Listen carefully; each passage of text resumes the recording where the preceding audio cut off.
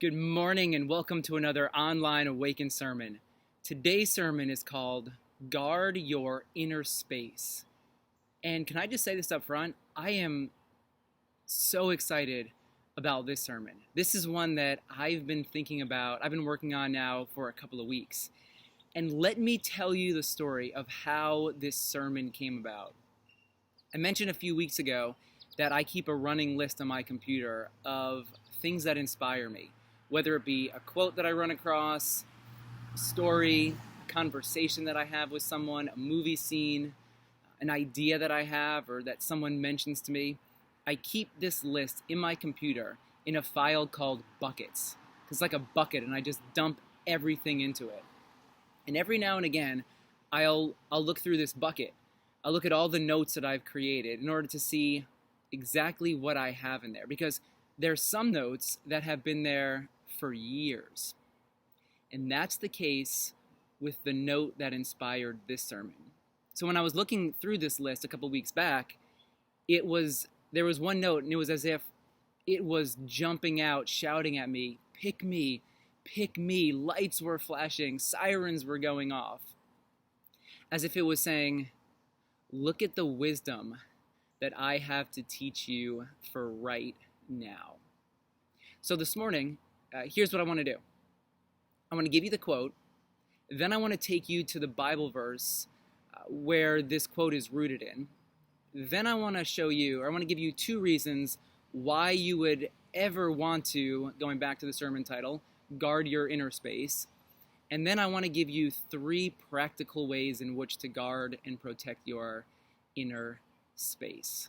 So today, pretty straightforward. Let's start with the quote. Now, the quote is from a book called The Divine Dance by Richard Rohr. Read this one a couple years ago. When I came across what he says here, I stopped. I had to pause. And I had to just let the depth of what he was saying sink into my soul a little bit. Here's the quote. You must guard and protect your inner space. It's not a long quote, not a full paragraph, one sentence, just about 8 words. You must guard and protect your inner space. And then here's what he says. This is precisely where Yahweh says to Israel, I shall come to meet you. Now, this phrase, I shall come to meet you, it is from way early back in the story of the Bible. Exodus chapter 25, actually. And in Exodus 25, let me set the scene for you. The Israelites have just been rescued. They've just been set free from Egypt. They're in the wilderness.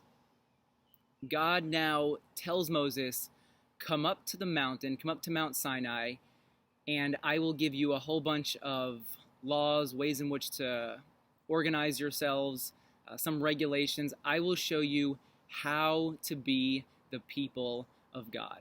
So Moses goes up to Mount Sinai. All the Israelites, they're left at the base of the mountain. Moses is up here, and the initial conversation, it starts with God giving Moses some instructions. This is the first instruction manual. God tells Moses, hey, I want you to build a tabernacle for me, a dwelling place for me, essentially a movable house, because you're going to be in the wilderness for a while. And whenever you leave one camp and go to another camp, as you're moving around the wilderness, I want to have a temporary, permanent, I guess you could say a permanent dwelling place with the Israelites. I want this tabernacle to be a symbol of my permanent, ongoing presence that is always there with them. So yes, even though you'll be wandering the wilderness, this tabernacle will serve as a symbol showing that I am traveling with you, that I haven't left you alone.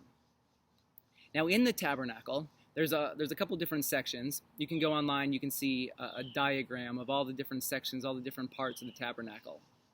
There's very detailed instructions here.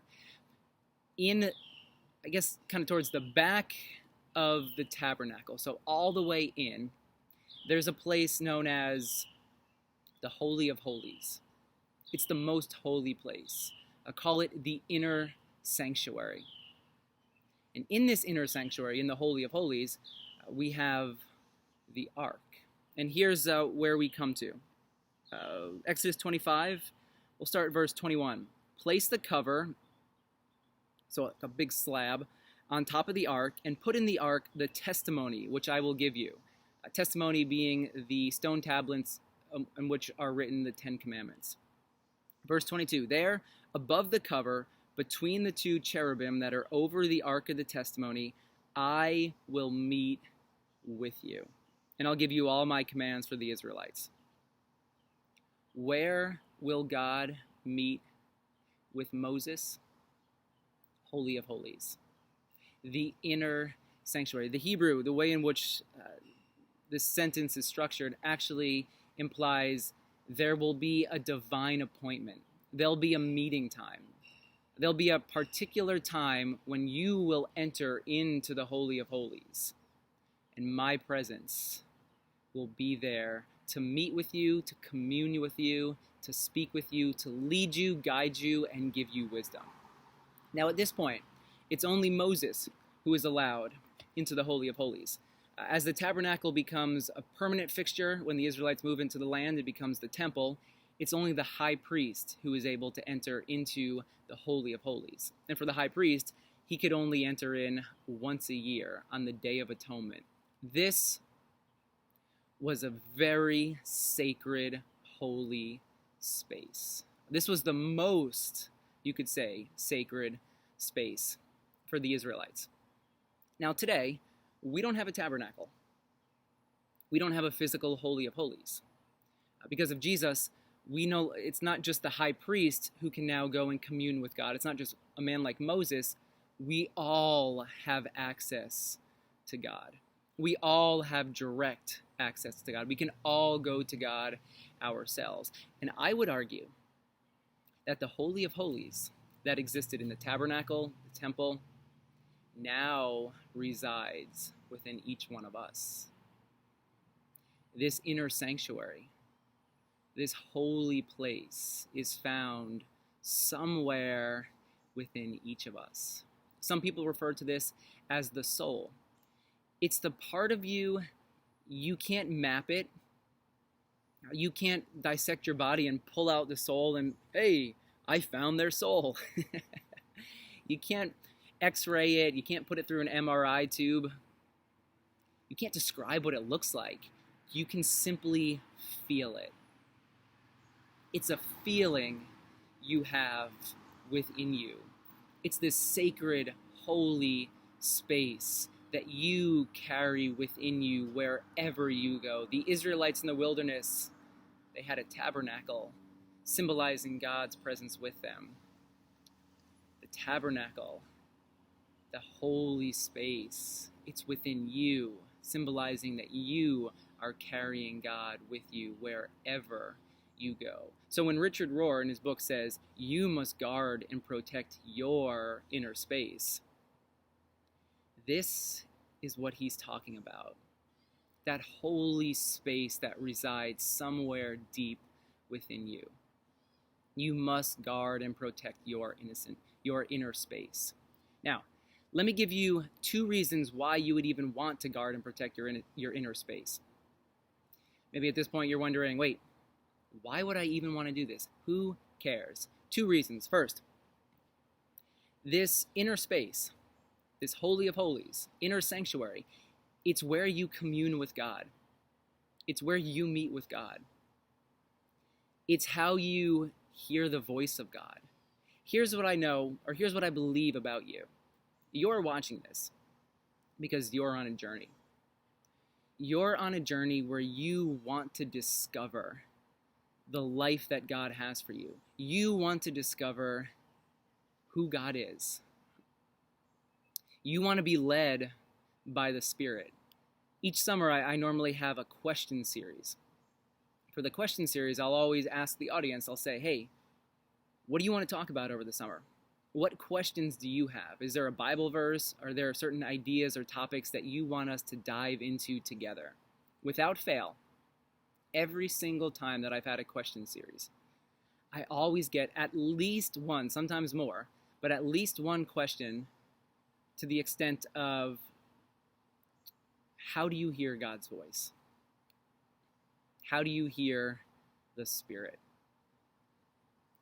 I mean, that's what we want. When we are struggling to make a decision, when we're trying to decide which path do we want to walk in life, which path to walk down, we'll often pray about it. We'll try to ask others. We'll try to get some wisdom from others about it. What we really want is we want to be led by the Spirit. We want to be led down a particular road that leads to life in all of its fullness. The road to joy, to love. And in order to do so, we need that inner space to be guarded and protected so that we can clearly hear from the divine Spirit. So the first reason why is because the inner space, that's where you commune and meet with God. And then let me give you a second reason why. Think about the world that we live in right now. For anyone else, does this world seem a bit chaotic? Is there a certain level of uncertainty, of anxiety? It's true now, but it's true all the time. We live in a chaotic, uncertain, anxious world. My guess is, for you, you want to be a calm, centered, grounded person in a world of anxiety, chaos, and uncertainty. You desire to live from a centered, grounded, peaceful place. I mean, think about people that you've come in contact with. Have you ever come in contact with someone and they're frantic? They're all over the place. Their anxiety, it just bleeds out of their pores. And maybe you don't recognize it at the time. Maybe sometimes you do. But other times you're around them and then you leave. And there's a certain feeling when you leave their presence, like, ooh, like you can breathe again. You're thinking, well, I didn't realize what they were exuding. But then on the flip side, have you ever been around someone who is just a calm, peaceful presence and you can't get around them enough? You're thinking, how can I spend more time with them? Is there anyone else like this? Because when I'm around them, things just seem to calm down a bit. Things seem to move a bit slower. That's what we all want, to be that peaceful, calm, centered presence in a world that's filled with chaos and anxiety. We want to live from within rather than being bombarded from everything that's out there.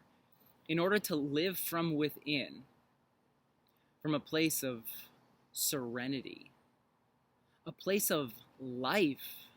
You know what I'm talking about? Life, because so often things that we experience, it's like they remove life from us. But if we can have a place, a sacred place within us that fills us with life, and if we live from that place, yeah, isn't that what we all want? So the second reason why you would want to guard and protect your inner space is so that you can live from that place of being grounded and centered. Now, let me give you 3 ways in which to guard and protect your inner space. So let's talk about listening, the 2 S's, and then space. First, listening. The first step in guarding and protecting your inner space is to know what you're dealing with. You need to listen to what your soul is speaking. What's your current state? Are there certain things that you need? Are there things that are making you anxious? What are the particular challenges that you're facing? The first step, you need to figure out what it is that's swirling around inside you. Now for me, There's a practice, and I've talked about this practice many times before. It's the practice of journaling.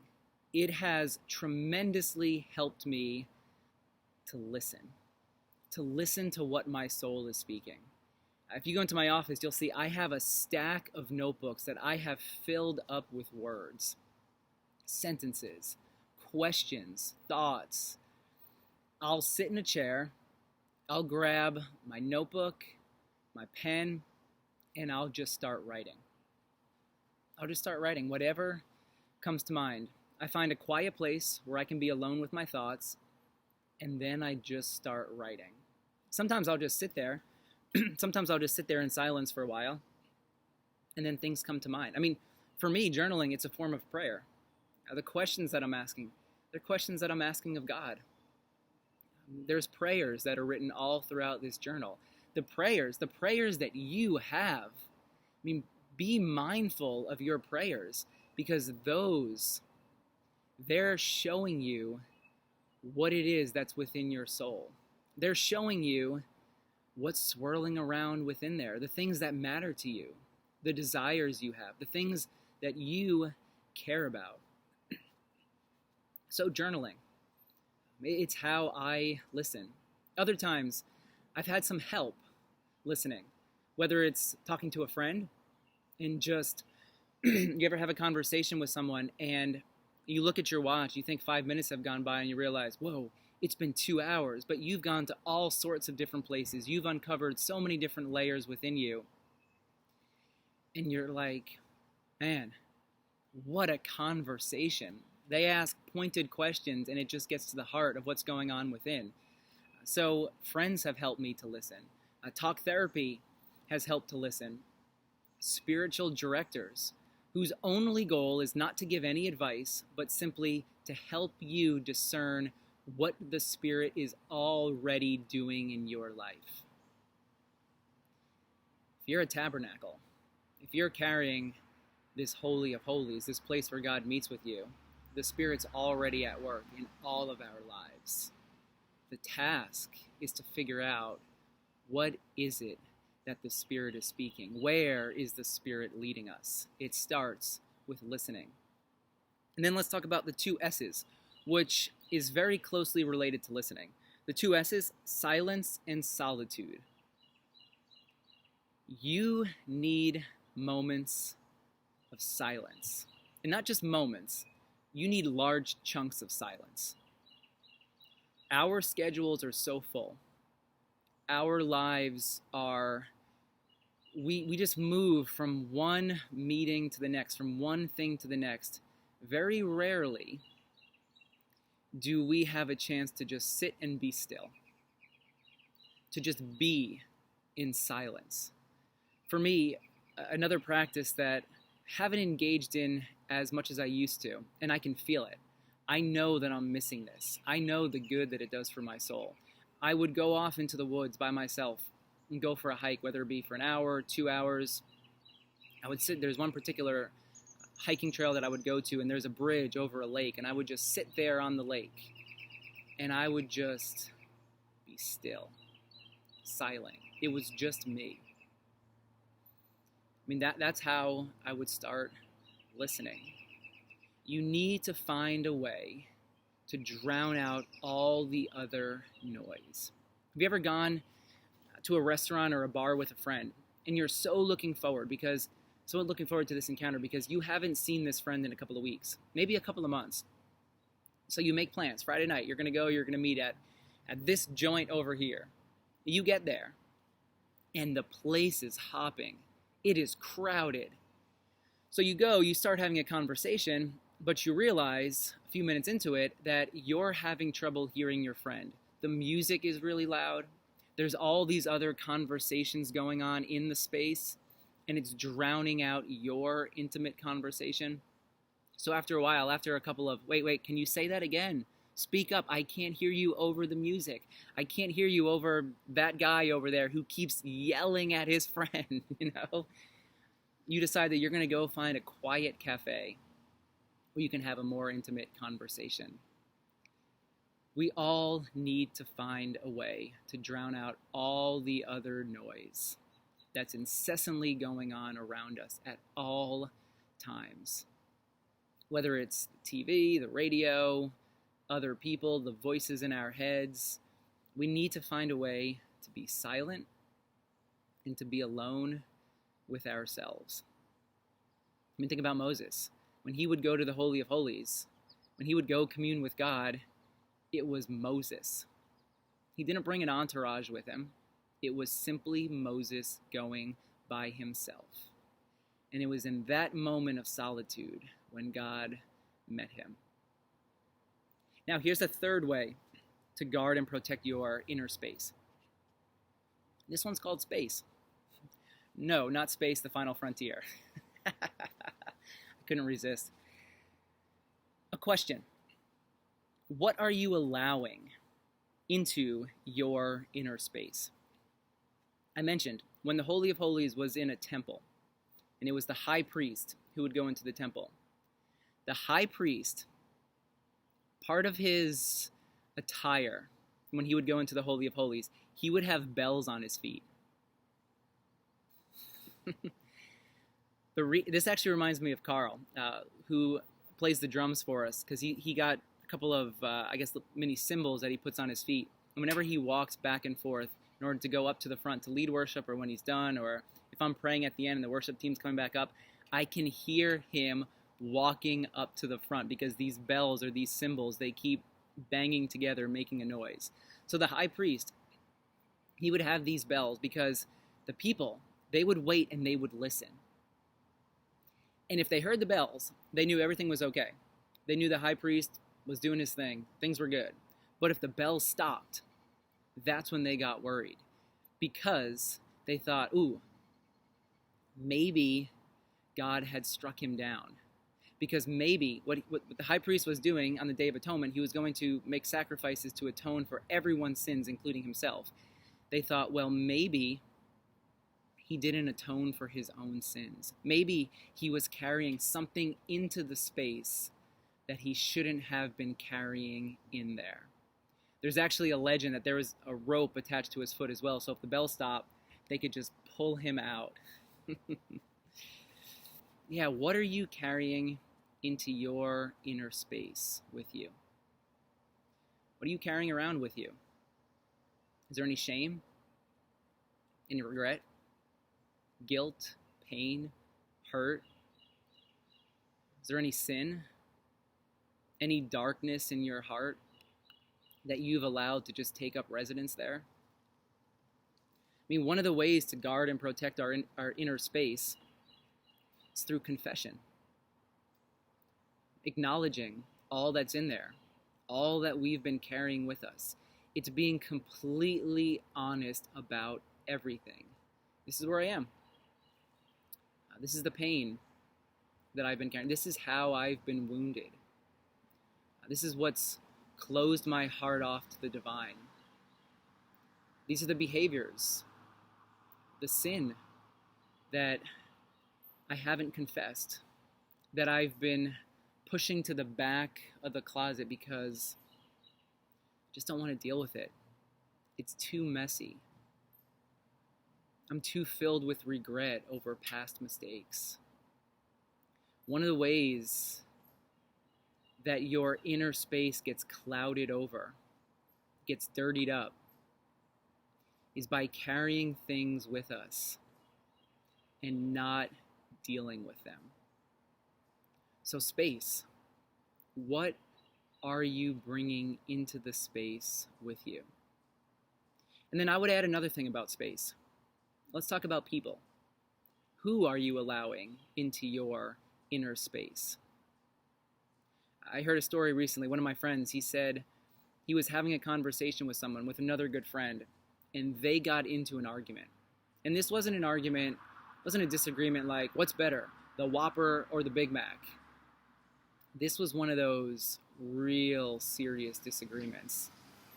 And he told me, he said, I don't think we're ever going to be able to have the same type of relationship that we did before, because I can no longer trust him.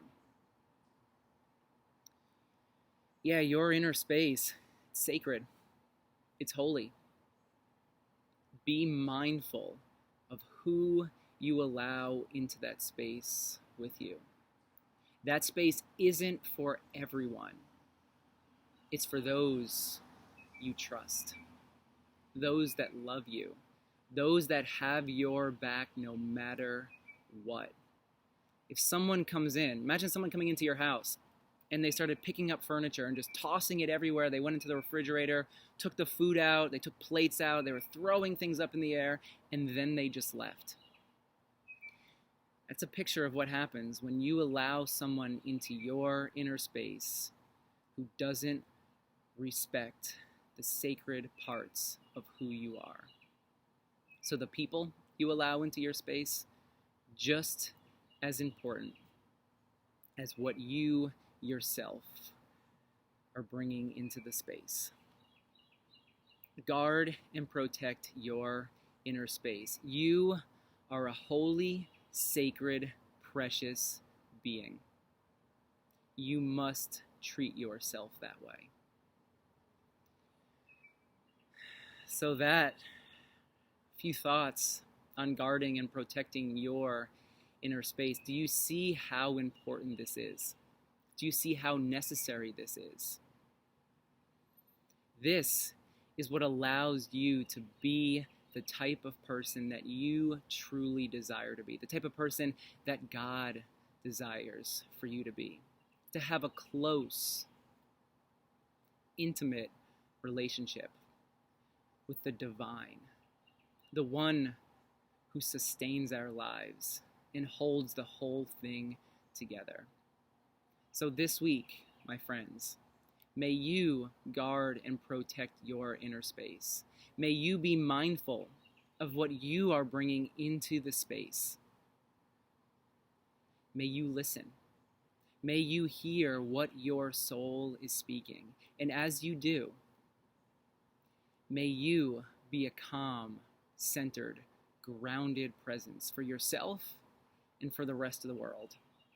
And may you be able to clearly discern the voice of the Spirit, where the Spirit is leading you in your life, so that you may move forward into life in all of its fullness. Grace and peace to you this week.